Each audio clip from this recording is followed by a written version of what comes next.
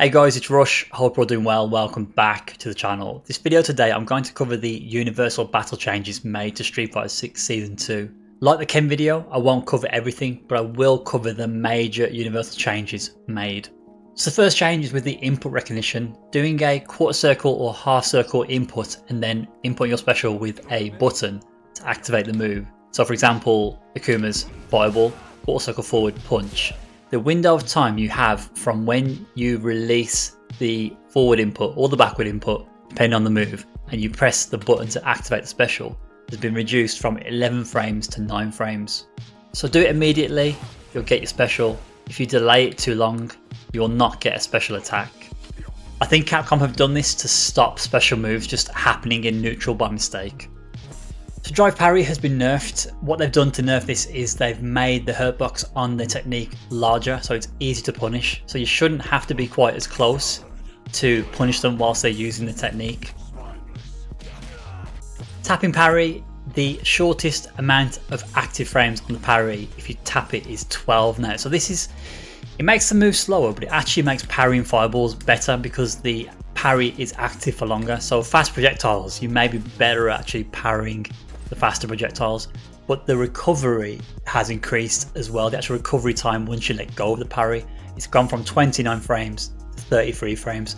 So it is easier to punish. If you combine the extended hurt box, the larger hurt box, and the extended recovery, it makes tapping parry in neutral much more risky. So your movement is severely at a disadvantage when tapping parry, so you can't be doing this as much as you were in the previous season without more risk, at least anyway. So that's changed drive parry. This is a buff actually. If you successfully regular parry something, you regenerate your drive meter quicker after parrying the attack. It used to be 60 frames, you had to wait until recovery started, it's now 20. So with perfect parry, the punish out of perfect parry, the effect it has on meter build has changed. So both as the attacker and the defender, the amount of super arc gauge you gain has been reduced by 20%. Regarding the attacker's drive gauge, the increase has been reduced by 50%. The defender's drive gauge, the one getting hit by the punish out of perfect parry, their decrease has been reduced by 50%. So there's balancing there on both sides to make it less impactful. So this is an interesting one. They say they've adjusted drive rush, but I still think this comes under drive parry. So drive parry, as we mentioned, the hurt boxes have been increased, it's been nerfed, but they mentioned drive parry rush, the attack and throw hurt boxes have been expanded. I think what they've done is they've increased the hurt boxes of the drive rush from this, the initial animation of doing the drive rush out of drive parry. That's why they say drive parry rush. So it's not to do with the raw drive rush, the drive rush and then what happens after they're in drive rush and neutral. It's to do with the transition from the parry into the initial drive rush. Drive reversal, it's no longer -8 on block, it's now -6. So you will not get your big punishes against this. There's also mention of the hitbox being expanded to ensure that you can't avoid it by low profiling it, and also the pushback distance has been normalized across the cast. So what you will need to lab is your new punishes when it comes to the -6 situation. It's worth also noting that if you are burnt out and you block a drive reversal, it's no longer punishable. It's now only -2, so it's your turn, but you will not get a 4-frame punish counter to punish the drive reversal whilst you're in burnout.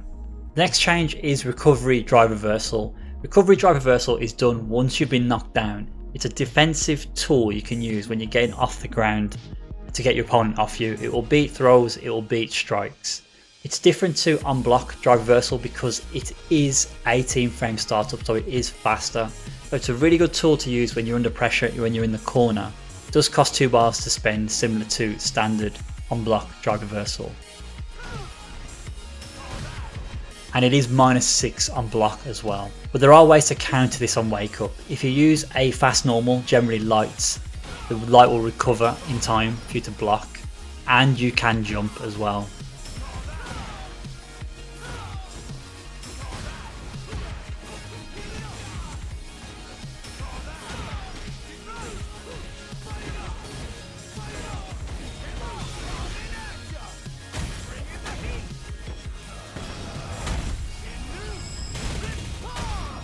And the final change they've added is damage scaling to lights. So if you go from a light into another button, the second hit now scales by 20%.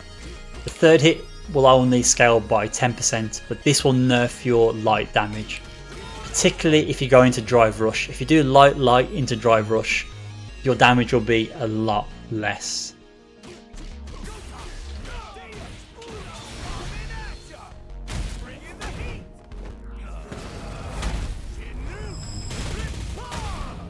And that is it for the video, guys. I hope my explanations have helped understand the universal changes to the game, particularly the major ones that you will experience when you're playing Street Fighter 6 Season 2. Any questions, any queries, or any points you have on the video itself, give me a shout in the comment section, and I'll catch you in the next one. Take care.